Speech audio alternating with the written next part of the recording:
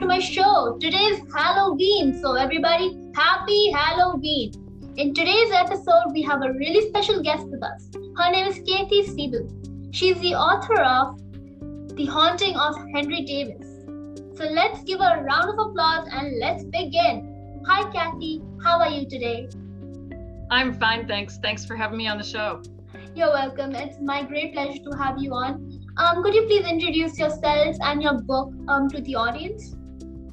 Sure. My name is Kathryn Siebel, and my book is The Haunting of Henry Davis. It's a book about a girl who has a best friend who's being haunted by a ghost. She sees the first day at school that he's kind of keeping to himself, and he's got a sketch pad and he's sketching, and she starts wondering, what is this picture that he's sketching? And he tells her, this person, it's a boy that he's sketching, and he says, he follows me everywhere, but he isn't real. And she thinks, gosh, he's a little old to have an imaginary friend. What is he talking about? And then she very quickly discovers that Henry is being haunted, that he has a ghost. And she and some other friends sort of set out to find who this ghost was in real life and why the ghost is haunting Henry Davis. Wow, that's amazing. Before, in the end of this episode, I'll be putting Kathryn Siebel's books link and everything in the description box. You can check that out later on. Anyways, let's get to the Halloween tag questions. There are going to be 30 questions at the max, but minimum 10 maybe, based on time. So basically, I'll be asking Kathy some fun questions, and you guys can enjoy on the way. Okay, so my first question is, what is your favorite horror or Halloween themed song? Ooh, this is probably gonna date. I like Monster Mash. I think it's funny. Yeah, Monster Mash is amazing. It is like a kid's song, I guess, right? It has a party vibe as well as a slightly spooky vibe. It is a mix of both, which is kid friendly as well as amazing.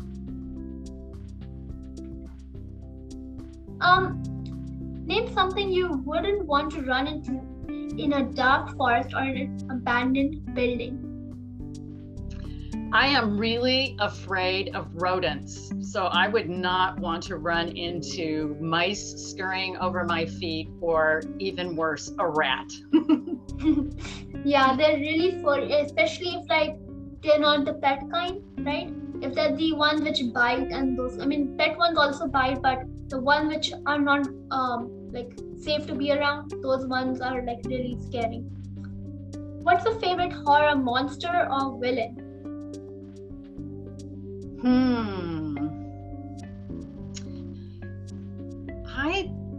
I guess favorite monster would be the classic Frankenstein.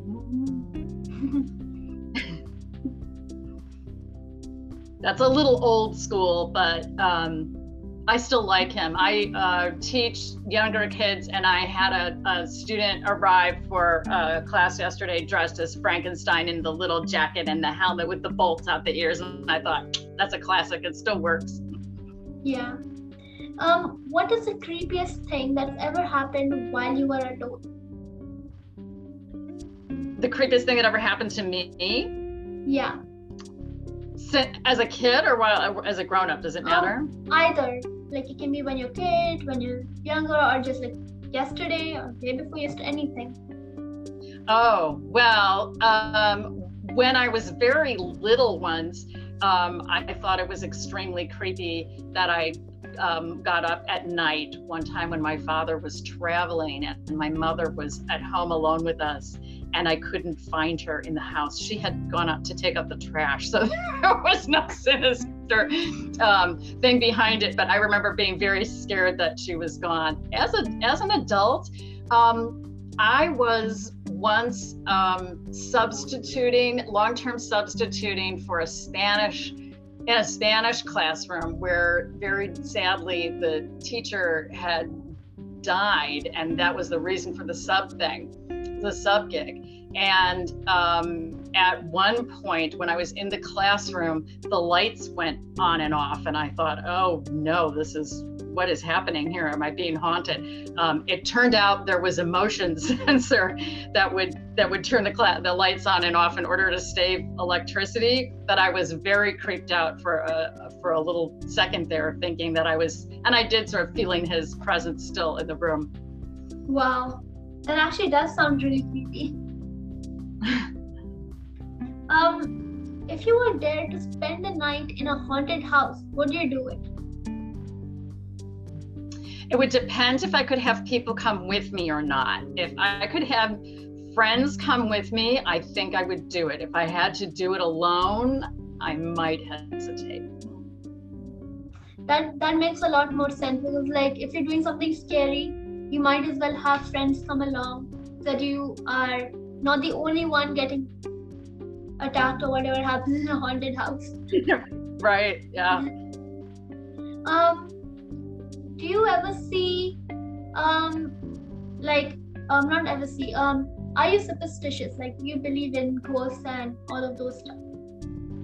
Well, it's interesting because when I was writing the book, I started asking people if they believed in ghosts and researching people's belief in ghosts and whether or not they were real. I've never seen a ghost myself. But people whose intelligence I respect have told me that they believe in ghosts and have had experiences that suggest that ghosts might be real. So I have to give a definite maybe to whether or not there are ghosts.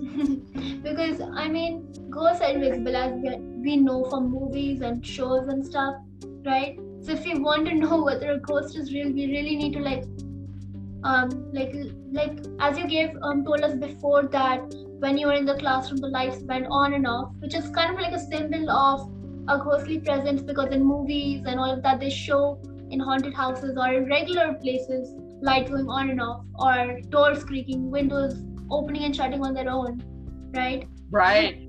Kind of like indications. Yes, and I did research what the indications were of ghosts and what, through history, kind of when people have what things people have noticed that they attributed to ghosts, including lights and warm spots and other things like that, changes in the energy field, things that other people have believed, might be an indication of ghosts. Yeah. So do you believe in multiple dimensions of worlds, like for example, Narnia and all of that? Wow, that's a physics question, isn't it? I have to say that I think that we are learning things all the time, so it's foolish to say that we know everything about the universe and the physical world yet. As a writer, I love the idea of portals into other dimensions, that Narnia kind of thing, through the back of the wardrobe and into another world. I think that's what books are, right? When you open a book, you're in another world. So I'm not sure whether or not they exist, but the writerly side of me sort of hopes that they do, because it opens up all sorts of interesting possibilities. Yeah, because like books are, as you said earlier, was that books are kind of like portals. They throw you into a new world.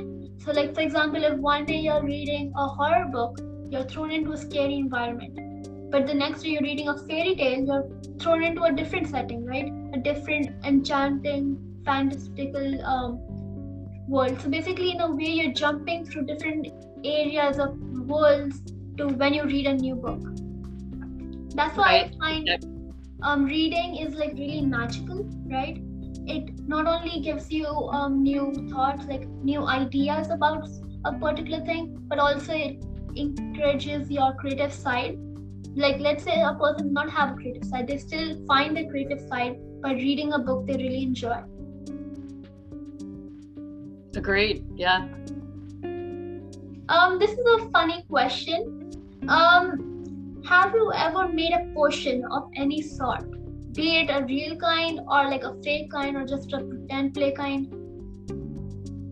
I have made Harry Potter potions for fun with kids that I work with. I work in a K-5 after school program, so we have made Harry Potter potions for fun.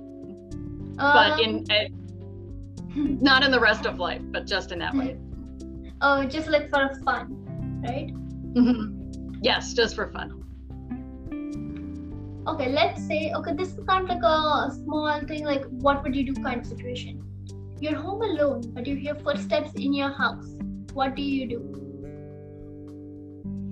Well, I would investigate, which I guess means I would be the first person killed in a horror movie, because my curiosity always gets the better of me. So I think I would be frightened, but I would get out of bed with a flashlight if I had it, or the light on my cell phone or something, and I would creep around trying to figure out who was with me.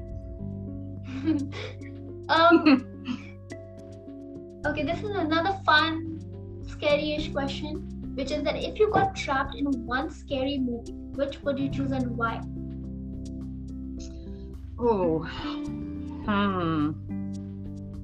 Gosh, I would try to pick one that I had seen more than once, so that I would be able to find my way out more often. If I got trapped in one scary movie, I would get trapped in Carrie, because it's a prom thing, and I would figure that I would be able to leave, and the rest of the night would be better after that. I wouldn't want to be trapped in one of this. I wouldn't want to be trapped in a slasher movie for sure, because I would be too terrified, and like I said, I would be too curious, so I would be the first person to go. That makes a lot of sense. Let's say you were only allowed to wear one Halloween costume for the rest of your life. What would you be? Well, I would be a witch. I wore that one yesterday to a party, and I've gone back and forth, of course, with a lot of different costumes over the years, but I think I'd go with a witch. That's actually a really good answer. Would you be a good witch, or an evil witch, or a casual witch? What kind of witch would you be? Well, I've only dressed as, the classic striped, tight black hat kind of a witch, but I would really love to get a costume to be like Glinda the Good Witch in The Wizard of Oz. Yeah, that's the good one, right? Yeah, the good one, yeah. I'm going to switch from the dark side to the good side eventually one Halloween. Do you have to watch, let's say you watch a horror movie. Do you go to sleep right after that, or do you watch something happy after watching a horror movie so you can go to sleep? I watch something happy, because otherwise I'll be hearing footsteps, whether there are footsteps or not. So I like to watch something, even if it's something short. I like to watch something a little bit happy, or maybe turn off the television set and read something light. Keep a small light on. Yeah, scary movies do scare me after a while. If you get really absorbed, movies are like books. I love movies too. If you get really absorbed in it, the mood of it lingers on with you for a little while, I think. Another question is, how old were you when you saw your first horror movie? Oh gosh, that's tough. I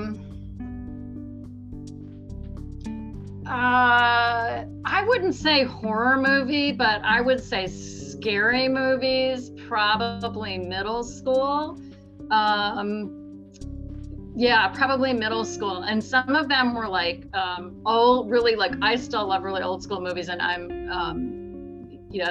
a middle-aged person. So yeah, I would say that I was in middle school, and some of the ones that scared me the most weren't really what you thought about, weren't really horror movies. Like there's a very old movie that your parents or grandparents might know that was called Whatever Happened to Baby Jane. And it was about these two actresses. They were sisters and they had a rivalry. And at one point, not to ruin the movie for you, but at one point, the one sister serves the other sister a dead bird. And she lifts up the lid and this horrible bird is underneath. And I remember screaming. I also remember watching, it might have been that movie, a scary movie. And my father was sitting on the couch behind my sisters and I. We were intently watching a scary movie, and he took off his sock and rolled it up and launched it at us, hit us in the back of the head, and we jumped. So, but I don't think I was really allowed to watch anything that was very scary until middle school. Yeah. Nice. Okay, our last and final question is that if you could have like a spooky Halloween pet from Hogwarts, like they had I think they had cats, owls, mice, and I'm missing one, toads. Which one would you choose and why? And what would you name it? Let's see. Well, I'd go toads, I think, because I used to live in Hawaii, and we had these things there called cane toads, and they are truly horrifying. Anything that's cane is bigger, right? That's all you need to know. Cane toads, spiders. Anytime anyone says cane to you, if you're in Hawaii, just expect that it's going to be twice or three times the size. And I remember coming home one night, and our garage was filled with cane toads. And it was the most, as somebody who was coming from the mainland, from the Midwest at the time, I was like, what is this? So, and I told you I can't stand rodents. So I think toads, in addition to the way they're associated with witches, are underrated in terms of how scary they are.